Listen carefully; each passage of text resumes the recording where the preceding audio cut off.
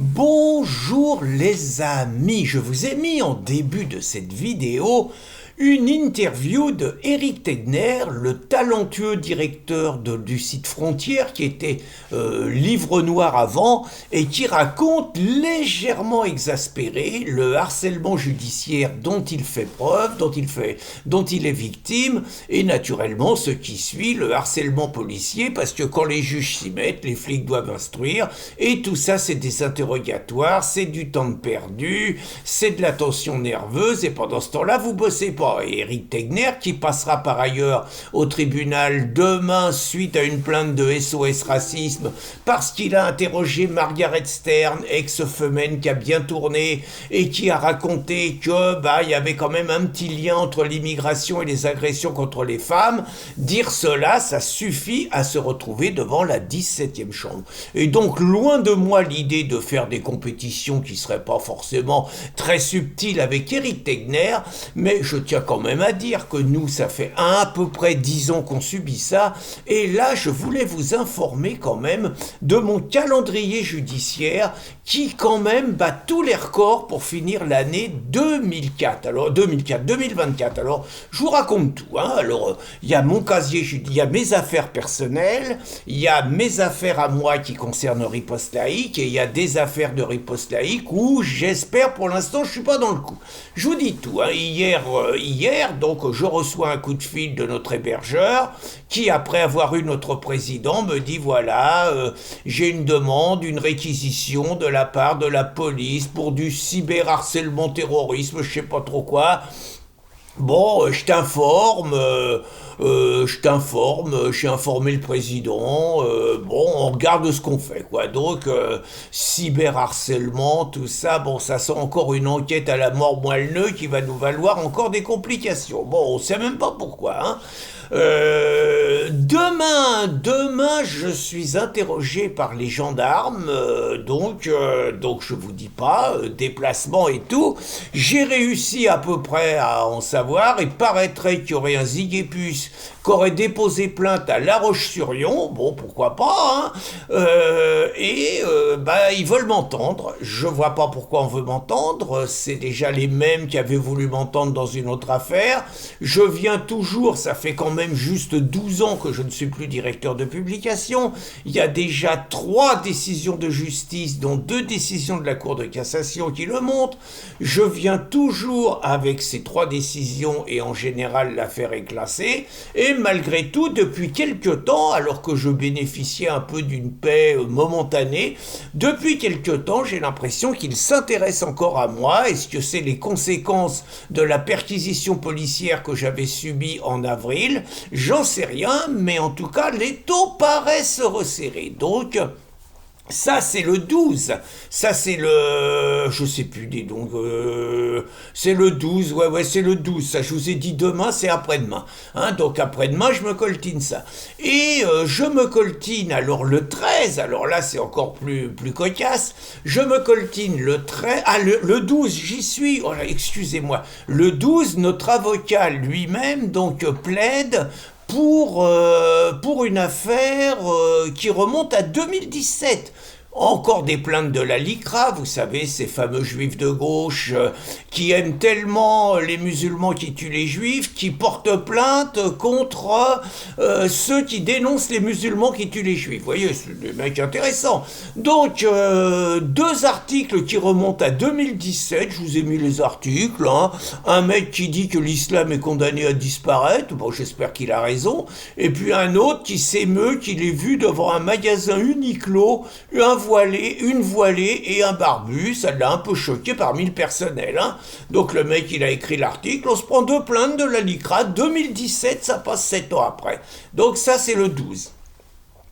Le 13, je me prends le tribunal de police. Alors là, on va dire que ça n'a pas grand-chose à faire avec Riposte Laïque, même si j'en ai parlé, et même si je trouve que malgré tout, c'est pas éloigné.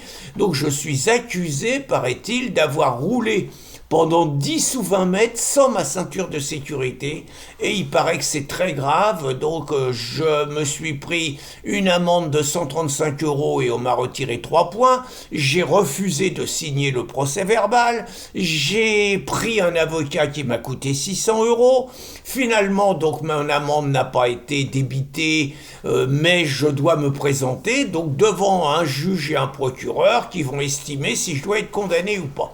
L'avocat m'a proposé de venir me défendre, mais il me demandait 2760 €. J'ai déjà lâché 600 €. J'ai dit, maître, vous êtes bien gentil, mais je vais me débrouiller tout seul.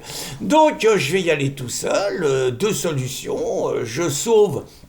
Parce que quand même, ce dossier, c'est une souricière policière, quoi. Les mecs m'avaient dit, en plus, qu'ils voulaient me retirer 7 points parce que paraît-il que j'avais franchi une ligne jaune au milieu des travaux et que j'aurais manqué de percuter un cycliste, ce dont je ne me souviens absolument pas. Donc, je magnanime, les flics m'ont dit, bon, le cycliste écrasé, on oublie, mais par contre, les 3 points, on n'oublie pas. Donc, écoutez, je vous dirai comment ça va se passer, mais donc, c'est encore du temps de perdu, une matinée de perdu. Et comme si ça suffisait pas, donc le 18 décembre, alors là je dois me coltiner des heures de déplacement parce qu'il y a un juge qui veut me voir. Et le juge, il veut me voir, alors c'est pareil, c'est suite à une plainte du nommé Andy Kerbrad, vous savez, le député LFI, toxico, là, mais qui continue à passer à la caisse pendant qu'il est en traitement. Hein.